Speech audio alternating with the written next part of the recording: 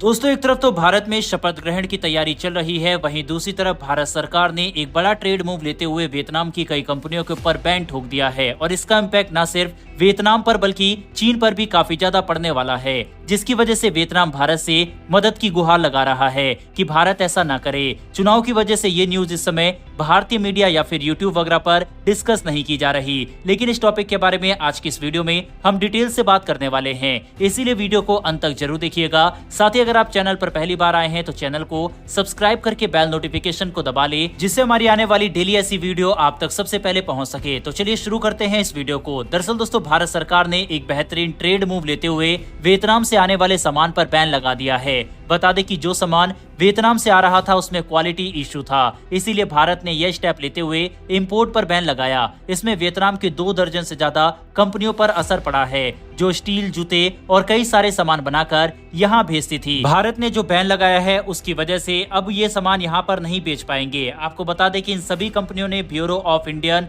Standard, जो कि quality सामान को लेकर सर्टिफिकेट जारी करता है, उन्हें अब गुहार लगाई है कि कंपनियों के सर्टिफिकेट को रिन्यू या फिर नया सर्टिफिकेट जारी किया जाए। वहीं पर इस पूरे मुद्दे की बात करें तो वियतनाम की 26 कंपनियों के भारत में सामान भेजने पर भारत सरकार ने बैन लगा दिया है। ये कंपनियां steel, footwear, polyester, tyres, chemical, खिलौने, बैटरी, एमडीएफ, प्लाईवुड सेक्टर में काम करती थी, लेकिन अब क्वालिटी के चलते भारत सरकार ने इनके भारत में सामान भेजने पर बैन लगा दिया है। ऐसे में ये सभी कंपनियां ब्यूरो ऑफ इंडिया स्टैंडर्ड के पास पहुंच गई है। बात करें ब्यूरो ऑफ इंडियन स्टैंडर्ड की, तो ये भारत की एक नेशनल स्टैंडर्ड बॉडी है, जिसे 2016 में BIS एक्ट के तहत बनाया गया। ये ministry of consumer affair and food public distribution मंत्रालय के अंतर्गत काम करती है। इस बॉडी का काम होता है कि भारत में आने वाले सामानों की क्वालिटी, इंश्योरेंस और स्टैंडर्डाइजेशन को चेक करना। वियतनाम की कंपनियों ने इसी में अप्लाई करते हुए सर्टिफिकेट को रिन्यू करना या फिर नए सर्टिफिकेट को जारी करने के लिए कहा है। कंपनियों के द्वारा कहा गया है कि भारत के लगाए गए बैन के चलते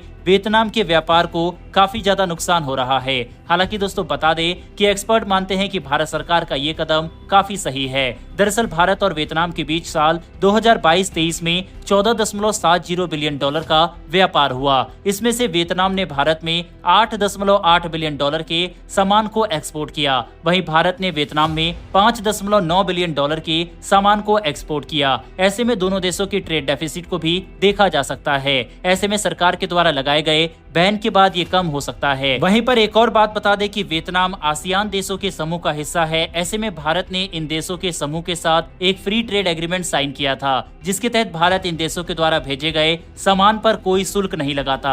ऐसे में सीधे तौर पर इन्हें बैन भी नहीं किया जा सकता। लेकिन भारत ने अब जिस तरीके को अपनाकर उनके सामानों पर बैन लगाया है, वह क्वालिटी कंट्रोल ऑर्डर है, जिसे QCO कहा जाता है। इसका मतलब होता है कि भारत में जो वियतनाम से सामान आया वो क्वालिटी के हिसाब से काफी लो है। इस कारण भारत सरकार नहीं चाहती है कि ये भारत में आए, इसीलिए भारत ने नॉन टैरिफ बैरियर को लगाते हुए इंडियन इंडस्ट्री को प्रोटेक्ट करने के लिए कदम उठाया है। आपको ये भी बता दें कि ब्यूरो ऑफ इंडियन स्टैंडर्ड में चीन की भी काफी कंपनियों ने अप्लाई किया हुआ है। अगर बात करें भारत सरकार के इस कदम से क्या कुछ फायदा होगा, तो भारत ने लोकल मैन्युफैक्चरिंग को बढ़ाने के लिए इन ऑर्डर्स को जारी करना शुरू कर दिया था। साल 2014 में मोदी सरकार ने 14 ऑर्डर जारी किए थे, जिसके तहत 106 प्रोडक्ट ऐसे थे जो क्वालिटी के चलते बैन कर दिए गए थे। वहीं इसके बाद अब 2024 तक 156 ऑर्डर जारी किए जा चुके हैं, जिसमें 672 प्रोडक्ट्स को कवर किया गया है। यानी कि सस्ते दामों पर लो क्वालिटी के जो सामान भारत में आ रहे हैं उनको भारत में न लाया जा सके, इसके लिए ये ऑर्डर जारी किए गए।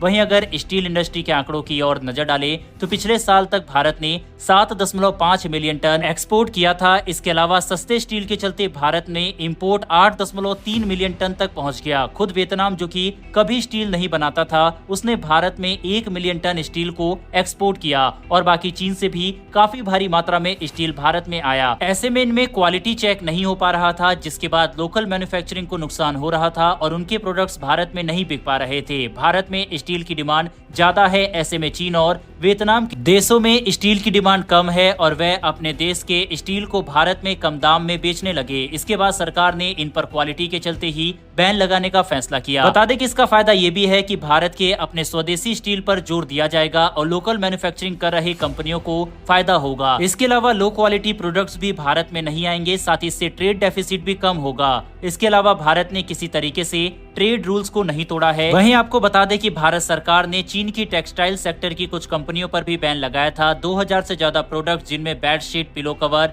Shoe cover, napkins, baby diaper, fencing net, insect net को भी क्वालिटी के चलते बैन किया गया था। भारत सरकार द्वारा उठाए गए इस कदम के ऊपर आपकी क्या राय है, कमेंट बॉक्स में लिखकर जरूर बताइएगा। इन्फॉर्मेशन और वीडियो पसंद आई हो तो वीडियो को लाइक करके हमारी आने वाली डेली ऐसी वीडियो के लिए चैनल को सब्सक्राइब कर बेल नोटिफिकेशन अवश्य दबा लें। फिर मिलेंगे ऐसी एक नई वीडियो के साथ। धन्यवाद।